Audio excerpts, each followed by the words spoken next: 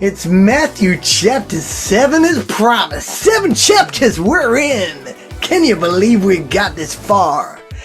And Jesus is back with a simple guide to behavior. Jesus says in verse 1, don't pick on people or jump on their failures and criticize their faults unless, of course, you want the same treatment. That critical spirit has a way of boomeranging. It's easy to see a smudge on your neighbor's face and be oblivious to the ugly smear on your own. Do you have the nerve to say, let me wash your face for you, when your own face is distorted by contempt? It's this whole traveling roadshow mentality all over again. Playing a holier than thou part instead of living your part. Wipe that ugly sneer off your face and you might be fit to offer a washcloth to your neighbor. Don't be flipped with the sacred. Banter and silliness give no honor to God. Don't reduce holy mysteries to slogans. In trying to be relevant, you're only being cute and inviting sacrilege. Knock knock, who is there? Jesus says, don't bargain with God. Be direct. Ask for what you need. In the New King James Version, it says, knock and the door will be answered. Seek and you will find. In Matthew 7 verse 9, if your child asks you for bread, do you trick him with sawdust? If he asks for a fish, do you scare him with a live snake on a plate? As bad as you are, you wouldn't think of such a thing. You're at least decent to your own child. So don't you think God who conceived you in love would be even better?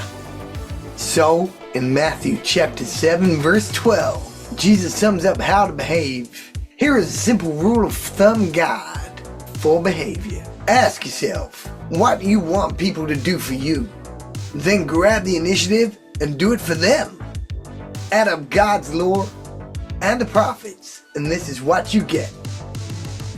Jesus goes on in verse 13, don't look for shortcuts to God. The market is flooded with surefire, easygoing formulas for a successful life that can be practiced in your spare time. Don't fall for that stuff. Even though crowds of people do, the way to life to God, it's vigorous and requires total attention.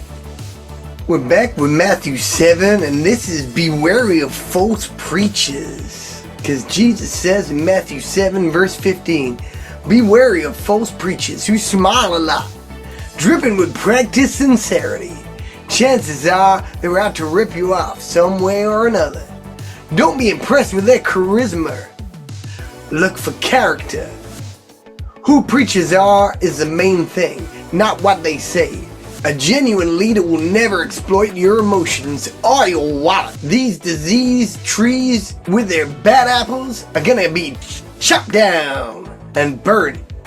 Knowing the correct password, saying master, master, for instance, isn't gonna get you anywhere with me.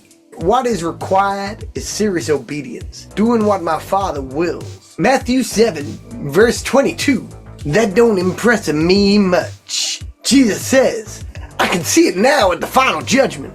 Thousands strutting up to me and saying, Master, we preached the message. We bashed the demons.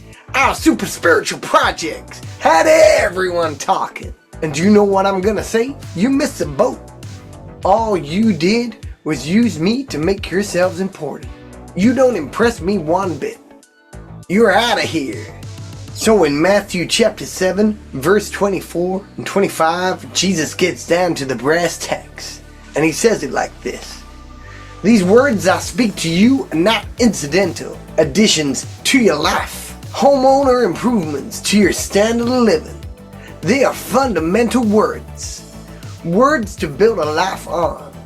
If you work these words into your life, you're like a smart carpenter who built his home on a solid rock.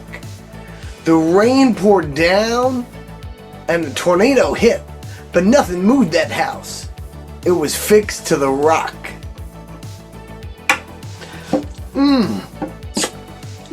carpentry ain't my forte. In Matthew chapter 7, verse 26 and 27. But if you use my words in the Bible studies and don't work them into your life, you're like a stupid carpenter who built his house on the sandy beach. When a storm rolled in and the waves came up, it collapsed like a house of cards. Oh, hey. So, we're at the end of Matthew 7, and in 28 and 29, Jesus has concluded his address to the crowd. They burst into applause. They never heard teaching like this. It was apparent that he was living everything he was saying. Quite a contrast to the religious teachers. This was the best teaching they had ever heard. I can't say any more on this. The last 3 chapters, all that had to be said has been said. You cannot find anything more positive than that. So all I will say, I will encourage you to go back and watch again and keep up the positive.